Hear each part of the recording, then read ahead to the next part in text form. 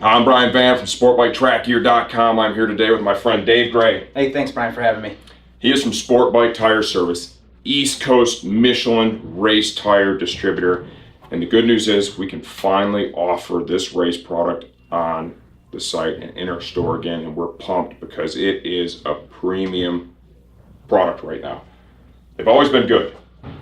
This is our best Michelin product slick we've had so far. Best Michelin lineup we've had so far. I totally agree with that. And why can I say that? Because I've been riding on these slicks and I am in love with the performance. And for me, a big thing too is, this stuff's expensive, dude. Longevity, I gotta get life out of my tires. I set a personal best track day lap time at Grattan on the project bike, which I've only ridden a few times, on these tires. And they look so good, I rode them another day at Mid-Ohio and did great times there again. And I'm gonna go back to Grattan for a third day and ride on these tires again. I don't normally make it past 2 days. The front for me usually is just destroyed. And the rear on the leader bike like that, a big heavy bike, usually you're gonna do 2 or 3 rears to a front. Amazing. So tell them why you're here. Tell them what qualifies you to talk about these tires. Thanks, Brian. Well, I am East Coast Tire Michelin race tire distributor, like Brian said. I've got tons of knowledge on these tires. I've ridden all brands of tires, not only the Michelin brand, but that's how I can compare these to other manufacturers. I've been trained for Michelin. I've raced on these tires probably since 2006, I think. On and off with racing. I've done AMA stuff with these tires. I've done club racing, regional stuff, national stuff. And like Brian said, I've done track days now since 2005 area. And I've put on probably more laps than anybody you've known on a set of tires on a racetrack. And I've taken them all the way down. I've used them in their new. I know inside and out how these tires work, between profiles, constructions, compounds, when to use them, how to use them, everything in between. If you're going to use power slicks or power cups, you have to own tire warmers, period. Let's talk about tire pressures and what's the most important tool in your box. The most important tool in my toolbox is a high quality tire pressure gauge. We use Motion Pro generally because they're the most consistent and the best ones. Even though you have this great motorcycle and this expensive suspension, your tires are really what put you on the ground or put you closest to the racetrack than anything else. And it's a pneumatic interface between the machine and the road surface. Best way to say it right there, definitely is. So in order to be able to adjust what you said, pneumatic, we need to make sure that we're doing it appropriately with the right tire pressure gauges and one that works appropriately. Cold pressure or hot pressure? Well, that's a good question. And let's talk about this tire now. Are you going to want to set these off the warmer, off the racetrack, or cold? Well, that's a great question when I get often when I'm at the track or even on via email or whatever. Tire pressures, cold, hot. Really, you've got one manufacturer that says do it hot, one manufacturer that says do it cold. What's really the right way to do it? Well, Brian, the truth is, the right and appropriate way to do it is this consistent, the same way you do it every time.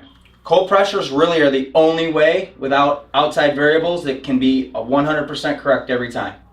How do we tune it from there, though? Because let's say that let's say I'm going out and I feel like, man, I'm really spinning the rear a little bit. I want a little more grip. Well, what do you do?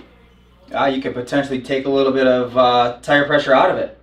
Get the thing a little bit softer, let it create a little bit more heat, a little bit more grip, and it's going to create a little bit larger contact patch. Will you vary it? Say like we're out riding, say we're 55-degree day. It's chilly. Mm-hmm. It's chilly. Are you going to make cold tire pressure changes, or are you going to start off with the same cold pressure, see where you're at performance-wise, and then adjust? That's exactly what you're going to do. You're always going to start off at your baseline.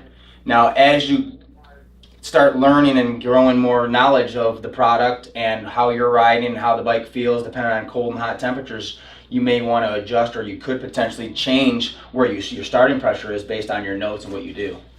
And take notes, keep notes, use the same tires, experiment within the compounds a little bit, right? We can help you from track to track a little bit. Realistically, for the track day kind of stuff, right? That's a little more generic. When you really get into the racing end of it and you're hardcore going after racing, see your trackside guy, because he's at that track. He's been there probably for years. He's going to know the compound that works. That's the guy to ask those questions to. Track days, you're not riding 100%. You're going to be out there riding what? 70%, 80%. Maybe, yeah. Maybe tickling 90, maybe. You know, there it's not as critical. You know, we're always going to try and lead you more towards get the good life out of the tire grip than we are lead you towards qualifying pole position, you know, 8 laps only kind of grip. So bear that in mind. If you're going to go full on racing and you're really going after it, see your trackside guy. I mean, that literally makes the most sense. Let's talk a little bit now about just the slick product and what makes these different from, say, Dunlop, Pirelli. The difference between the Michelin Power Slick and any other brand is we've got a triangulated profile. We've got profiles, and what the profile is it's the actual contour of the tire, right? We've got a smaller contact patch when we're upright, when we really don't need a lot of contact patch. Matter of fact, the more friction we have on the ground, the not as good as we are off. This tire also is made out of a construction just a little bit softer of a carcass, which means that it actually has some flex and bounce to it. So you can actually, it's part of your motorcycle and your suspension. Meaning that when you're on the brakes and you start putting more pressure on there, it's going to actually squat it, even upright, to become a larger contact patch. And then you can see, as the profile of the tire is, the further over you lean, the larger the contact patch gets. And that is unique to a Michelin brand in the profile that they have, whether it's on the slick tire or the DOT cup tire.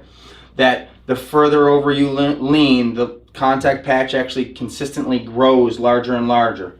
And what that does, and what that gives you, is it gives you much more stability in the corners, much more stability when you're trail braking, and it obviously gives you a lot more grip when you're trying to accelerate out of the corner and be faster than the guy that you're out there going against, right? No, absolutely. Grip out of the corner is a beautiful thing. And the trail braking thing too is these things are super stable when you're braking into that corner. What about the rear construction? What's different there? Well, the rear construction, Brian, we've got a tire. The way the profiles and the aspect ratios work on the rear tires is, and I want to say this, just because it's a 2069 and a 1969, that doesn't mean we have a 190 and a 200 tire. That's really important and key for everybody to know when they're going and ordering these tires online. The 1969 rear slick is designed for a 5.5-inch rim. 600s. 600s. Yeah, pretty much where you're going to find a 5.5. You might have some Ducatis and some larger bikes like that actually still use a 5.5-inch rim on their 1098 or 1198 or whatever the case might be. But you'll need to know what size your rear rim is in order to be able to make sure you judge and get the right tire. Now, with that said, a 6-inch rim could also use the 190 as well, the 1969 rather. But the 2069 is primarily made for a 6-inch rim and a 6.5-inch rim. Why is that so important and key? The tire is designed for the aspect ratio and the profile to have the largest contact patch that we can get on the ground. And we do that in a couple ways, by making the tire a little bit taller, carrying a little bit larger real estate, we'll say, right? Also, stiffer sidewall construction, a little bit softer of a tread. And what that does for us is, it's like kind of like a soft football, low pressure softball, right? Or football. You push on that thing and it just creates a larger contact patch on the ground. And the Michelin tires, that's the sort of theory that they use. And when they do that, the harder you accelerate, the more pressure that gets put on the ground, which means a larger contact patch, which means more traction, more drivability out of the corners. And that's what's going to keep giving us more and more confidence in these bikes. When you put a larger tire on a rim that it's not meant to be put on, you're really not getting a larger contact patch. You're actually making a smaller contact patch, because what it's doing is it's taking the inside of the rim and it's making it smaller, which is just making the thing more of a balloon, right? Exactly. And as well, as you're getting a smaller contact, which is a bigger tire, you're adding another pound of tire that you don't need on that rear tire. You don't have the power to drive it. You don't have the power to drive it anyway, right? So you're getting 2 minuses on that one. Talking about weight, Michelin tires are typically the lightest in the category, and that's a good thing. Whether you're on 1,000 or you're on a 600, having a lighter tire, lighter set of tires, that's better than buying a $2,000 set of Marchezinis. Because the tires you have to buy, the wheels you don't have to buy. The stock wheels, that's what we're all using. They're great, man. If you do the weight, if you weigh both of these tires against its competition, it's nearly 4 pounds lighter. Let's do a quick compound breakdown now. Michelin's make it really simple. We've got A's, B's, and C's for the front. we've got A, B, C, and D for the rear. Well, what does that really mean? Well, for the front tires, A compound means 70 degrees and colder. B compound means 65 degrees to about 100 degrees. C compound is 100 degrees and higher. Very, very simple. Rear tire. Now, we talked about A, B, and C, and a D added to the 269. Now, that D compound's only added to the 269. The A, B, and C tires on the 1969. The A compound is very similar to our cup stuff. 65 degrees and cooler. B compound is going to come into about 65 degrees and 85 degrees. C compound is going to go from 85 degrees and up on the 1969.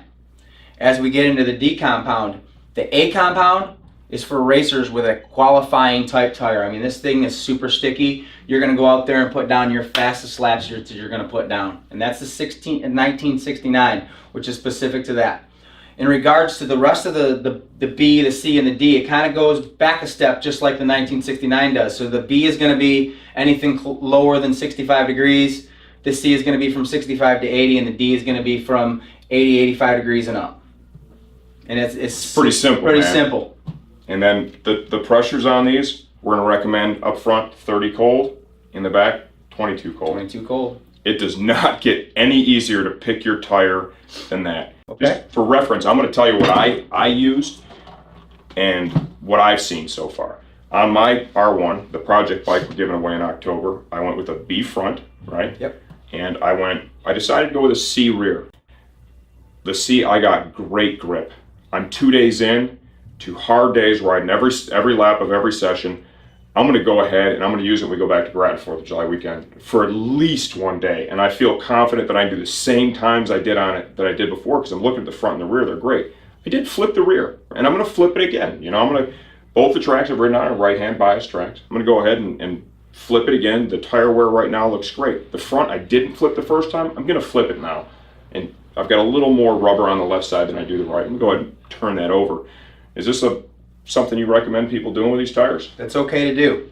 And the other thing to point out, and when you say that, when you're trying to do maintenance on your tire and make sure you get the longest life out of them, even our slick tires, I don't know if you can point out on that, we've got little dimples in the tire tread. What we're trying to do is we're trying to make sure that when those dimples are worn out, we recognize that the tire is worn out.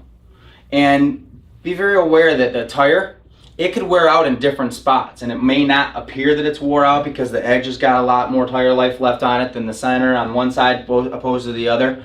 But be very cautious, and I say that because each individual racetrack, and like you said, Brian, they're right-hand bias, right? So you automatically know in your head, light bulb goes off, that I need to be very aware of what the right side of this tire is doing and how quickly it's wearing. Exactly. So that I can make sure that I don't, even though the left side looks like it's brand new, if the right side's wore out, the tire's no good for you. And these dimples are staggered too. That's important. You know, you look here on the front, this dimple is really close to the sidewall. You turn the tire, and here's another dimple right here. Is, you know, kind of in the meat and potatoes. This is an area where you're going to be riding. So they put that one kind of dead center there. You need to look at both and really spin the tire and look at the whole thing. I mean, that's the right way to do that. You know, you spin the tire, you look at each one of the dimples, both sides. Here's another one here that's even a little higher up. Look at all of them, both sides, and decide, how's this tire look before you go out, right? Or when you're done with the day, look at it, and you make your determination right then and there. Before I ride tomorrow or I ride my next day, what am I going to do with this tire? Am I going to leave it? Is it good enough? Or should I go ahead and spend a few bucks with the tire guy, have it turned over? Mm-hmm. That's important, because these things are spendy. If you just put them on and leave them, you're going to reduce the life. Yeah, you're not going to get the most out of them, that's for sure. Now you're going to use half the tire.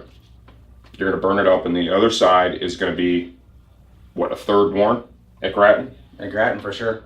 If you put it on, you'll get maybe 2 days. You'll probably get 2 days. You might get 2 days, but then you're done. There is no third day option. At the end of that second day, it's probably going to, if you're a faster rider, it's going to be cashed out. For sure. And you don't want to do that. So there you have it. There's the breakdown for the slicks.